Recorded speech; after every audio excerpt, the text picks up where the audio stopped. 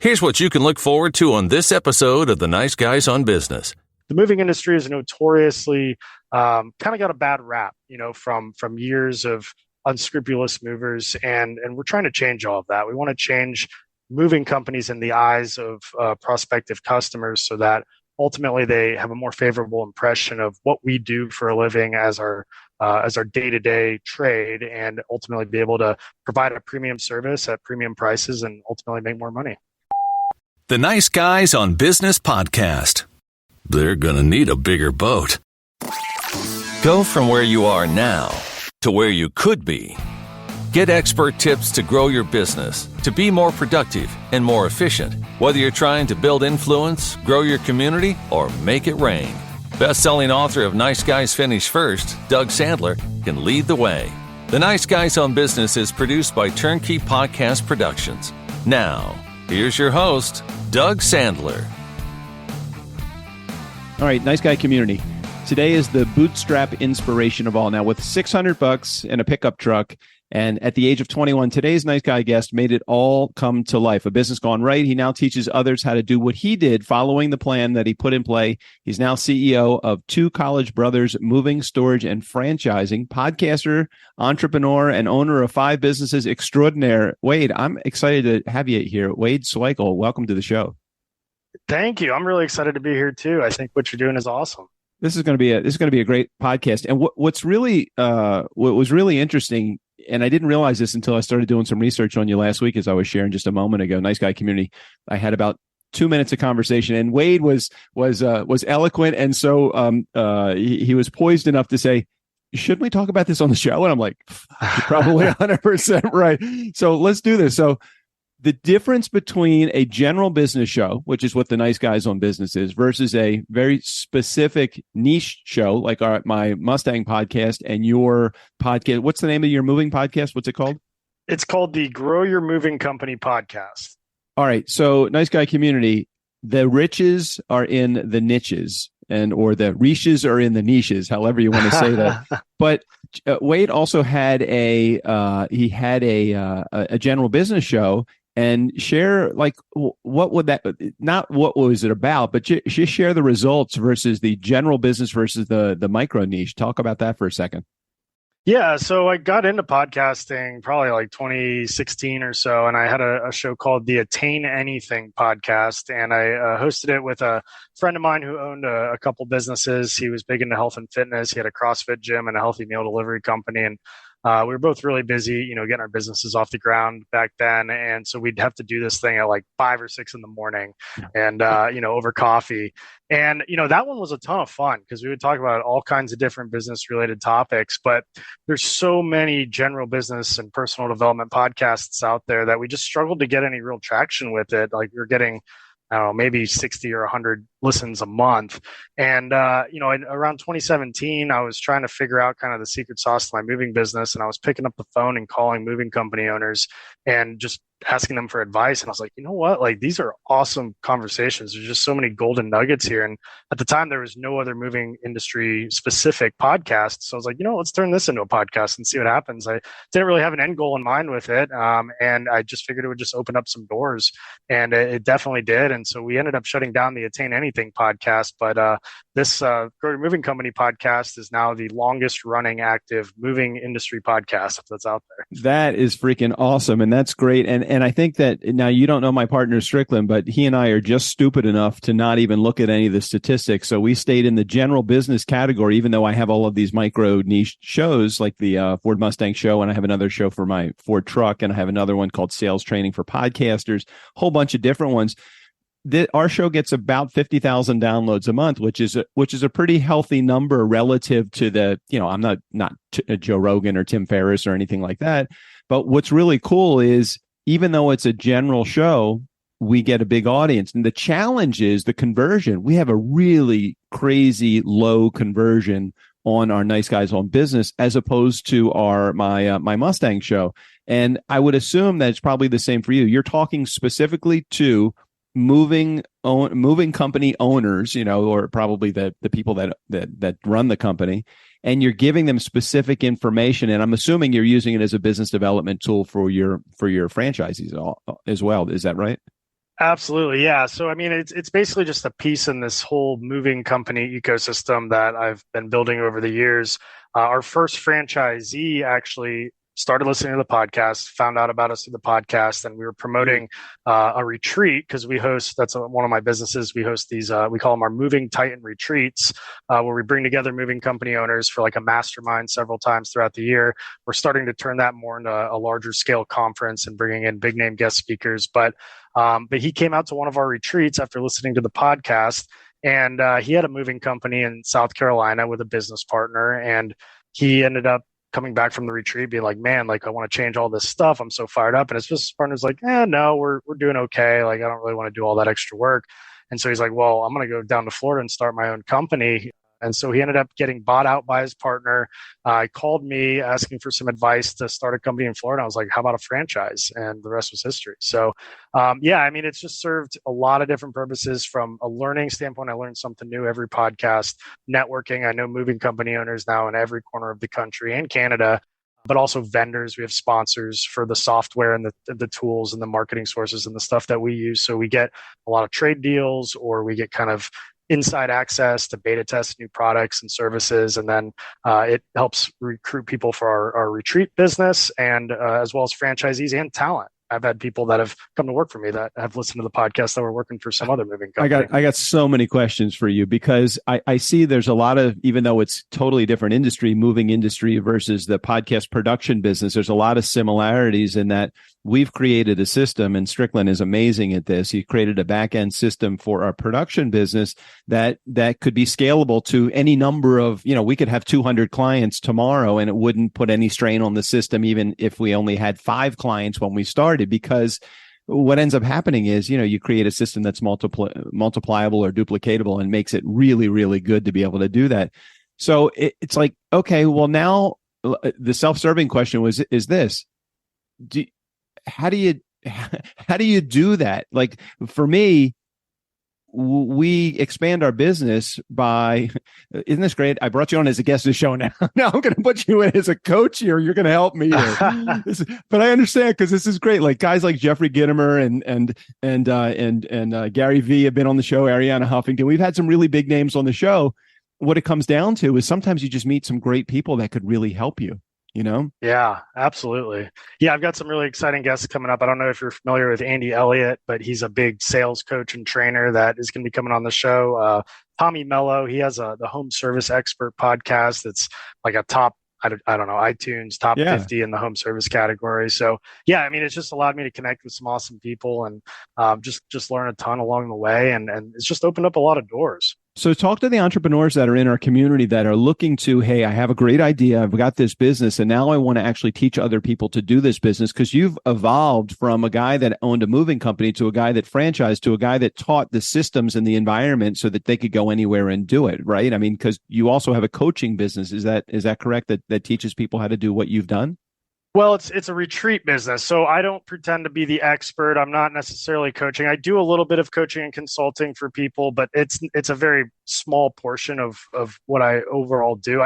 I'm more in the business of connecting people. Like with the retreat business, that is essentially a mastermind where we bring in people, moving company owners from around North America. We have speakers, we have sponsors, we have coaches that come and talk to them. And I'm always happy to talk to people with the things that I've learned over 11 years in moving industry. And I offer a little bit of consulting here and there with it too. But yeah, I mean, my undergrad was in telecommunication, broadcast journalism. So this kind of scratches that itch that I originally went to college for. And I had no idea I was going to be starting a moving company that would become a multi-million-dollar organization and start to franchise it and stuff like that too. But I really want to get into the space where I'm coaching mostly like people in my own network, my franchisees. I'm always happy to help out other moving company owners with maybe the hopes of converting them to a franchise at some point, because we do offer a conversion model for our franchising business as well. But yeah, I love, just coaching my team, coaching franchisees, other moving companies that might have questions, and then just getting everybody together in the same room to share ideas with each other. All right, a lot of stuff to unpack there also. So talk for just a second about your retreat business then. So you're putting together retreats that bring together other people that are in your industry so that you guys can mastermind, come up with solutions to problems that not necessarily you're the problem solver. Actually, everybody in the room as a mastermind becomes a problem solver, and you have some high level guests that come in and share their information as well, and probably have offers for your attendees as well. Talk about that for a second, the idea of putting together this retreat thing to my business owners that are out there that are thinking they got some knowledge and wisdom and they have some community built too. They're looking to do this. So maybe can you share a little bit about how that works, that business? Yeah, definitely. So you've probably heard the old adage, you are the five people that you hang around with. Your network is your net worth, kind of cliche sounding terms, but it couldn't be, more true. By surrounding yourself with other ambitious people that are in your exact industry, you're able to hold each other accountable, share the ideas with each other, just get fired up. And it's lonely at the top a lot of times, especially in a business like moving. You don't get to interact with a lot of other moving company owners on your own. At least most people don't, because you've got competitors in your town probably, but you're probably not sharing ideas with them. So when you get together with people from around the country, you say, hey, we just tried out this new software. It's working out really well, or this new marketing campaign is working really well, or these systems and processes eliminate this issue that the movers are having out on the trucks. And then we stay in touch with each other throughout the year. We've got multiple group texts going for the different retreat groups that we've had, where we're pushing each other. We send pictures of ourselves working out in the morning. We send pictures of our trucks when we get a new truck wrapped, all these different things that just kind of keep us motivated and fired up and hold each other accountable while sharing those same ideas. And if we have a moving a truck heading in another corner of the country and we need somebody to help unload it, I've got a guy for that. I know somebody over there. Or if a truck breaks down in North Carolina, I call somebody up and say, hey, who's your mechanic? We're broken down, right outside your town. So it's opened up a lot of those vendor relationships too. And a lot of the sponsors on the podcast also sponsor the retreats. So that allows us to kind of get a first look access at whatever products or services they're selling. We've beta tested new softwares and basically just formed a lot of really good relationships. And there's a little bit of income that comes from that too. Having those sponsors and being so quote unquote an influencer in the moving community allows me to leverage the presence that I've been able to establish with both the podcast and the retreat. But the retreats, it's an all-inclusive weekend. We've done 3 of them this year. Basically, we rent out either like a huge mansion, Airbnb. We rent a bunch of fancy cars. We have presentations, speakers, breakout groups. We even do relay races. We have a big party at the end of it. Our next one is going to be in September. We're actually, for the first time, we're doing it at a resort. So we're going to have an all-inclusive resort experience where people are even getting picked up from the airport in a Mercedes G-Wagon, and they get to feel really luxurious for a weekend and just kind of take a step back. It's almost like a monetized bachelor party in a sense, but we're all in the same boat and we all have the same problems. We all have the same hurdles, and we're all looking for the same solutions to all grow our moving companies together. And the moving industry is notoriously kind of got a bad rap, from years of unscrupulous movers, and we're trying to change all of that. We want to change moving companies in the eyes of prospective customers so that ultimately they have a more favorable impression of what we do for a living as our day-to-day trade, and ultimately be able to provide a premium service at premium prices and ultimately make more money. So you may have answered this question when you said G-Wagon and the glorified or kind of offshoot of a bachelor party. So I'm assuming you are charging for this. Is this now a profit center for you? And was the early beginnings of this a nonprofit program just to get bodies and seats and try to see where this was going? What was the evolution of the retreats? Yeah, no, great question. We had all started because we had met each other through conferences, through podcast recordings that we did with one another. There's moving company Facebook groups. And back in 2019, right before COVID started, it was December of 2019, we all got together just kind of just on our own in Denver and stayed at an Airbnb, and we all brought presentations on our own businesses, profit and loss statements, and we kind of went line item by line item. And it was a lot of work. We'd spend 2 hours talking about our company, and then it was the next guy's turn. And then we'd just go to bed because we were exhausted. Somebody tried to organize a similar meetup about a year later during COVID. And we had the intentions of going in to talk constructive business feedback, but it wasn't really well organized. And that actually turned into basically a bachelor party, a 3-day pool party. And we didn't actually get any business done. So a friend of mine who owns a moving company, actually back in my hometown, Venice, Florida. I live in St. Petersburg, Tampa, Florida. Him and I were like, you know what? Like, let's try to like get this thing organized and run it like a business. Let's have the fun stuff, but in like its own designated time slots, and let's do like actual business stuff during the day. And then we did our first retreat. We charged for it. Didn't really make any money on that first one because we just went like all out on all the luxurious things. We got the nicest house we could find on the water. We rented all these cool cars. We had all these activities. And we've learned a little bit every time we've done it on what people like, what's a little bit too much, what's not enough. And we started bringing in speakers. We've had financial coaches come and talk to us. We've had other, super successful entrepreneurs come and talk to us. Sometimes sponsors, like our CRM, our software that we use to run our businesses. We had the CEO come out and basically do like a workshop to get ideas on what they could do to improve their software, like a focus group, I guess is what I'm looking for. And now it's kind of evolving to where we're turning it into more of like a moving company conference, because there's very little of that in the industry right now. There's a consultant that does conferences out in Arizona. There used to be the American Moving and Storage Association. That's since gone away. And so there's not really like a big conference where moving company owners all come together and it's moving specific. And that's really what we're trying to do. And we've got an awesome coach that's going to be coming out to one of our next retreats, Andy Elliott of the Elliott Group.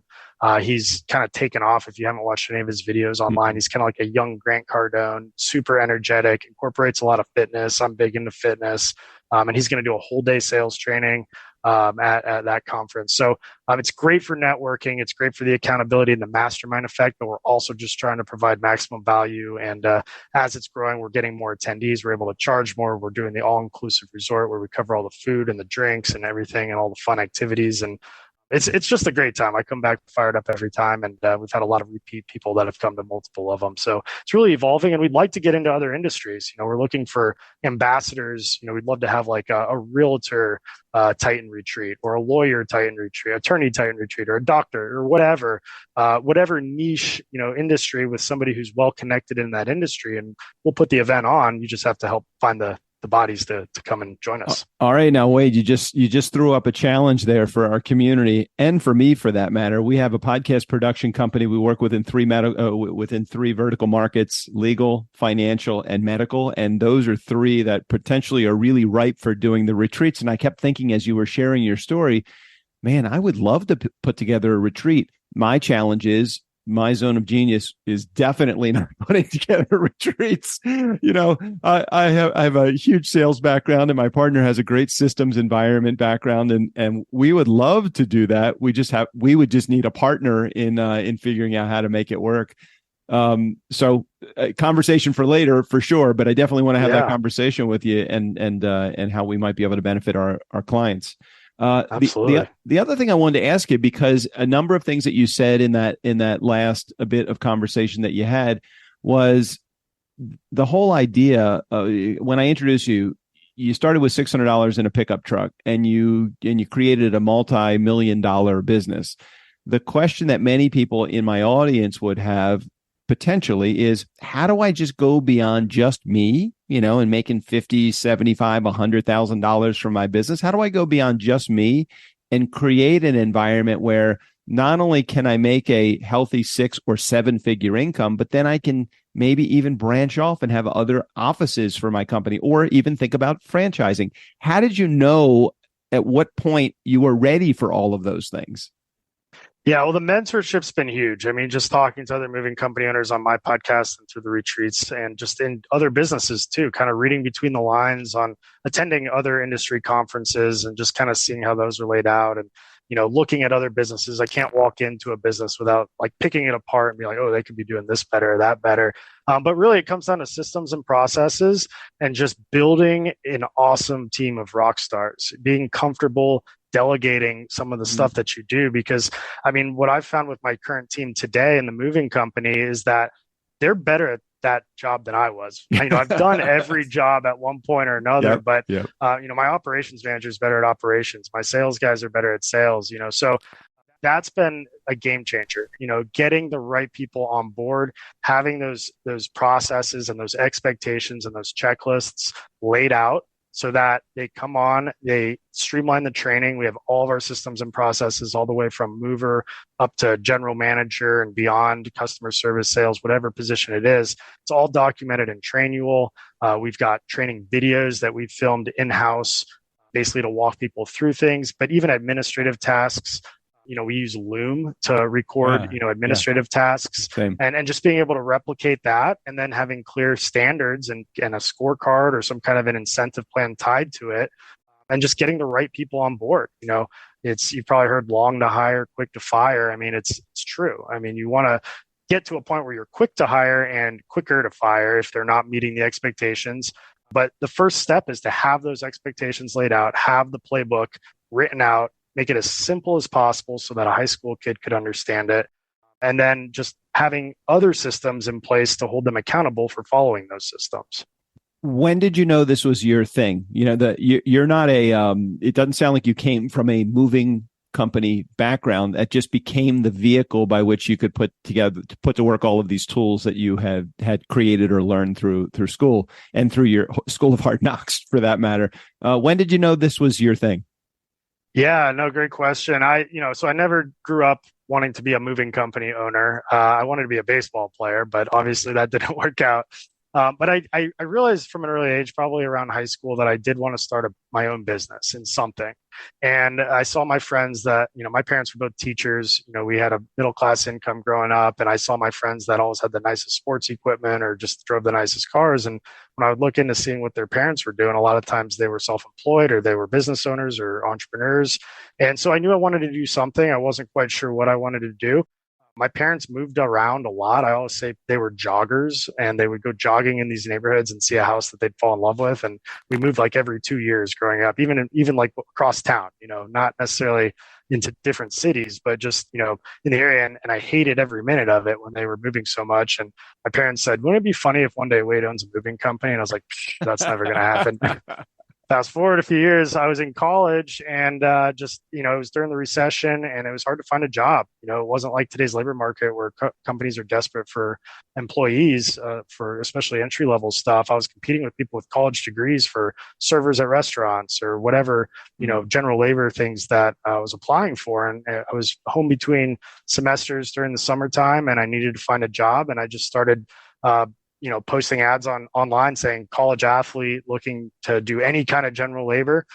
Started to get calls to help out handymen with some things, mowing yards, helping a carpet cleaner out. And ultimately, I would get calls to help people load and unload U-Haul trucks.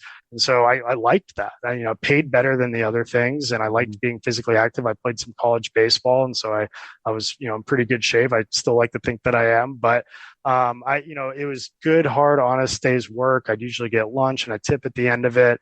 And so I got back to the University of Florida and started doing the same thing. I would recruit my fraternity brothers or my little brother, who also went to the University of Florida, to help me out if they needed more than just one person. I had a pickup truck, and just started to get a lot of calls for moving. So I decided to kind of focus in on that. And when I graduated from college, I decided to do a 1-year entrepreneurship master's degree where like the thesis of the program was to start a business. And everybody in my class was trying to create the next Facebook or the next Uber, create these sexy apps. Right. And I'm sitting here like trying to embrace this moving company because I was making money on it and I enjoyed the work. I got to see a new job site every day, and I was able to employ a lot of my friends, and they thought I was silly for trying to be a mover while getting a master's degree in business.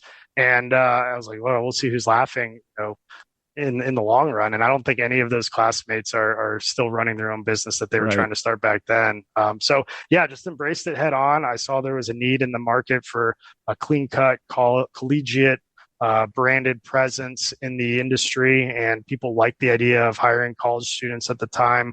And so I just embraced it head on and just thought that, if these, blue collar guys that don't have any kind of an education or, maybe I'm smarter than them, in certain things. Like if they can do this and make money, then I feel like I can figure out a better way to do it. And definitely been a lot of hard knocks along the way. I mean, until I started the podcast and really sought out that mentorship, it was all just trial and error and trying to figure it out on my own. But maybe I'm a little bit crazy, but I kept going at it. I kept just trying new things and seeing what worked, and eventually it all started to kind of tie together, and here we are.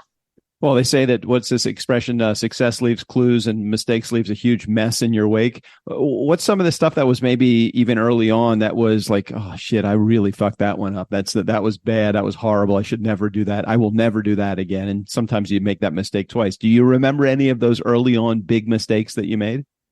Oh yeah, big time. I mean, one thing, just keeping accurate financial records, knowing your profit and loss statement, knowing cash flow projections, because in the early days, I was doing every position in the company. I was on the trucks, and I'd have cash in my pocket. I'd go to the bar, or I'd go out and spend it on entertainment. I wasn't projecting, okay, this is what we need to do to get from level 1 to level 2. And just getting a really clear, dialed in financial. I was like, I'll just make all that money. I'll just get rich. I don't need to profit and loss statement and all this stuff. I don't need to analyze everything down to the decimal percentage of income. And so, that was a game changer, and just getting really clear on what metrics needed to be where. So like our labor percentage for movers needs to be 28% or less. Yes. There was a point I had no idea what my labor percentage was. Other marketing expenses should be 10% or less of our income in our industry. And I was just spending money on whatever marketing opportunity came my way that looked cool. And I didn't have a good trackable way to quantify those dollars, where those dollars were going. And now we're dialed into the point where I know exactly what the ROI is on every piece of marketing. We have tracking numbers on every single thing. And we set aside a little bit of money in the budget to try new things. I'm always open to trying new things, because sometimes you'll stumble on some silly marketing scheme that actually is super profitable. Right. But I know like what works, and I pump as much money as I can into what delivers the highest ROI first, and then I leave a little bit left over to try different things. And sometimes I stumble across a hidden gem.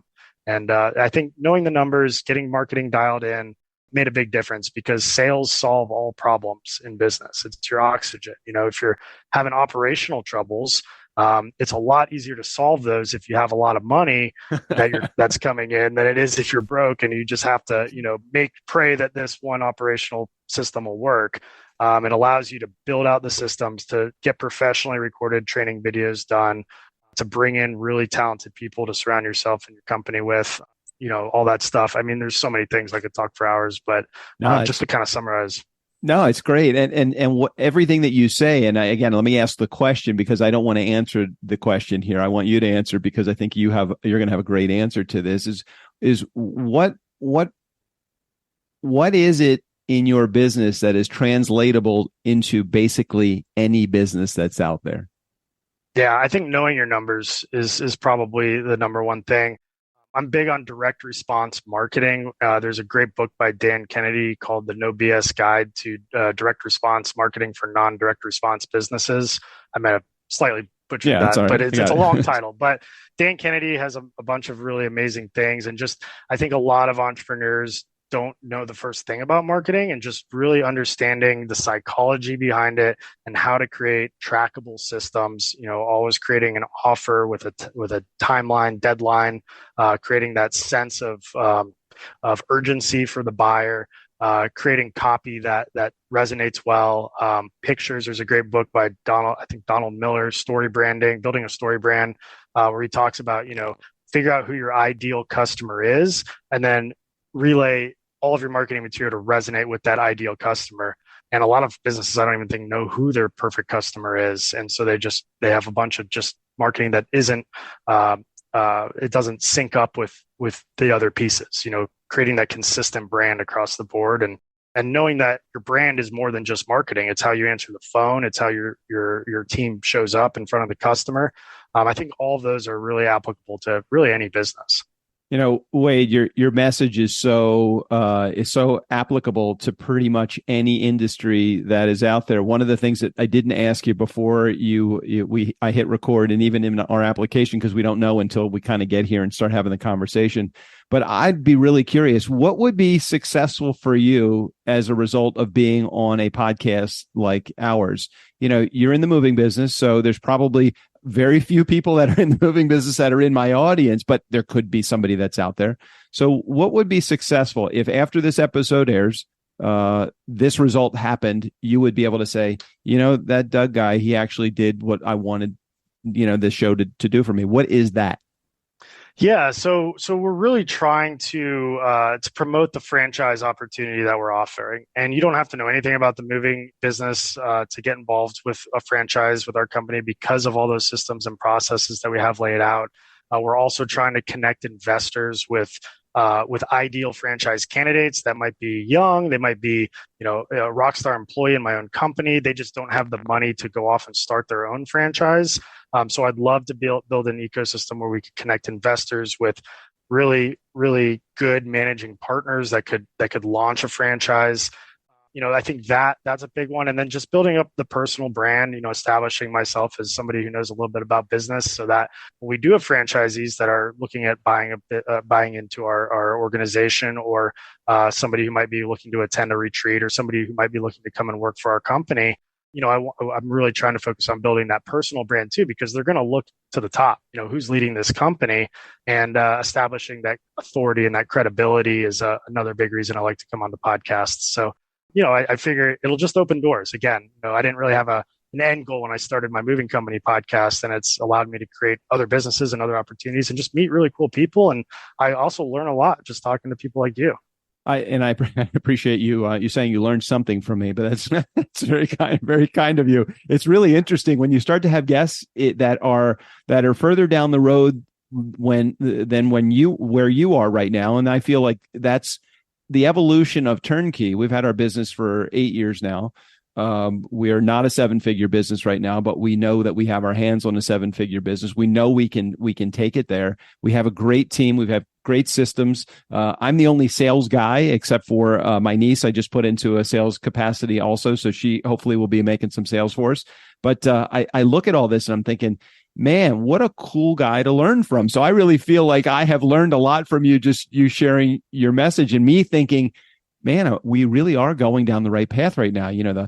Only doing the stuff that's within your zone of genius. I'm the big Gay Hendricks fan, the Big Leap. So I very much want to stay in the sales relationship building. Strickland wants to stay in the systems and processes side of things. So I hear it, and I feel like, man, there is definitely hope for, somebody like me, which I love to know. Those people that are in our community right now that are just trying to figure out, all right, let's. And by the way, I'm gonna send an email after we get done with this recording. There's a show that's on our network called Master Your Millions, and it is a company that deals with people that are looking for ways that they can expand their investment capacity outside of just the stock market. So could be a good fit for you. But, for those in our community that are really interested in getting more information or trying to figure out, all right, how do I get a little bit closer to Wade, or how can I figure out how do I take advantage of an opportunity that you may have? What's the best way for them to get to you, Wade? Yeah, absolutely. You can connect with me on Instagram. It's just at my first and last name, at Wade Swikle. That's a great way to connect with me. I check the direct messages all the time. So if you want to get right through to me, that's a great way to do it. You can, of course, check out our website, twocollegebrothers.com, if you're looking to move or interested in a franchise opportunity. Probably not a lot of listeners are going to be interested in attending a Moving Titan retreat, but if there are, of course, check out movingtitanretreats.com. And I'm also, I didn't mention this before, but I'm a partner in a wiffle ball league. So that's a fun pastime of mine, and we're trying to grow the league and get more people playing competitive wiffle ball, because it's a ton of fun. We just had a tournament this past Saturday, and we're trying to grow this league across Florida right now and maybe beyond. So, if you're interested in that too, you can definitely just shoot me a message. I'm happy to connect. I'm happy to offer any kind of business advice. And I just love networking. There's two things people can't take away from you. It's your name and your network. And by doing stuff like this, I can expand upon both and get that exposure. I spent 30 years in the bar mitzvah business as an MC before retiring in May after the overlap of my production business and my DJ business. Moved out to California, been enjoying this podcast production thing for the 8 or 9 years I've been doing it.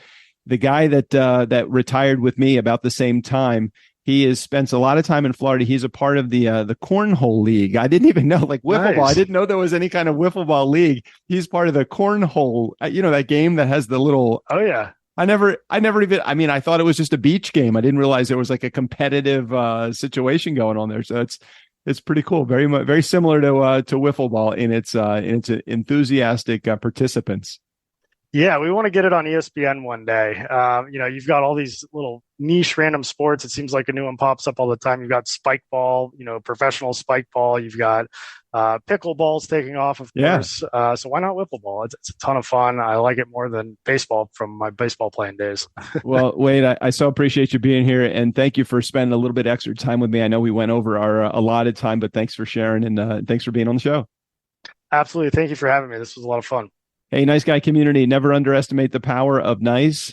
Special thanks to Wade Swikle. All of his information, including access to his IG page and also his website, will be right there in the show notes. Steve O'Brien, go ahead and take us out of here. For the Nice Guys on Business, I'm Steve O'Brien. Fill up your week with the Nice Guys. Well, there's always money in the banana stand.